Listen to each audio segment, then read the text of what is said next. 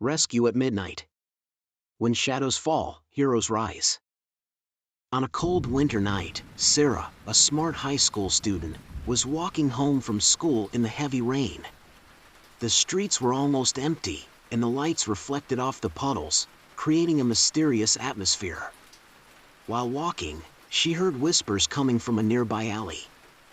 Curious, she stepped closer to listen. She saw a group of men quietly talking about a shipment and a secret hideout, which made her worried. When she tried to back away, she slipped on a small stone, making a soft noise. One of the men quickly turned and shouted, "Who's there?" He rushed toward her, grabbed her arm tightly, and said, "Your curiosity will cost you." Sarah tried to escape, but the other two men surrounded her and forced her into a black car parked in the alley. Inside the car, Sarah sat in the back seat, next to a gang member, while the two other men drove quickly through the wet streets. She felt scared but tried to calm herself and think clearly. She remembered she had paper and a pen in her bag. Carefully, she took them out quietly and wrote a help message. "I have been kidnapped. They are taking me to an unknown place. Please help me." Sarah waited for the right moment.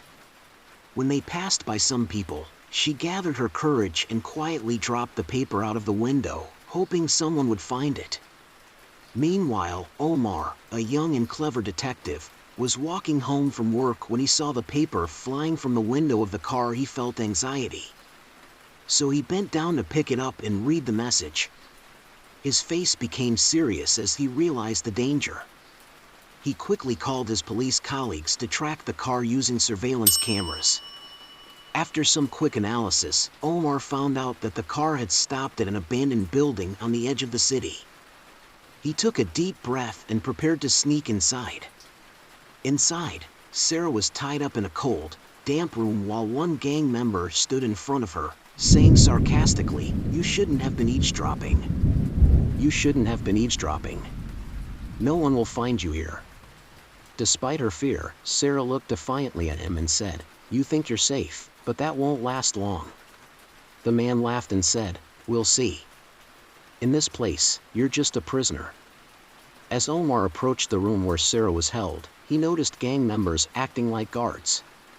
He moved carefully. When he saw the first guard, he took advantage of the darkness and quietly took him down. Finally, he reached the room where Sarah was. He opened the door carefully and whispered to her, "Girl, I'm here to save you. Stay quiet, and we'll get out of here." Sarah saw his face for the first time and noticed his strength and determination. Even though she was still scared, she decided to trust him. She whispered anxiously, "Please, don't let them catch us again." Omar started to untie her, but suddenly one gang member entered and saw them, shouting angrily, "Stop! Who are you?" Omar quickly stepped forward and took the man down with a swift move.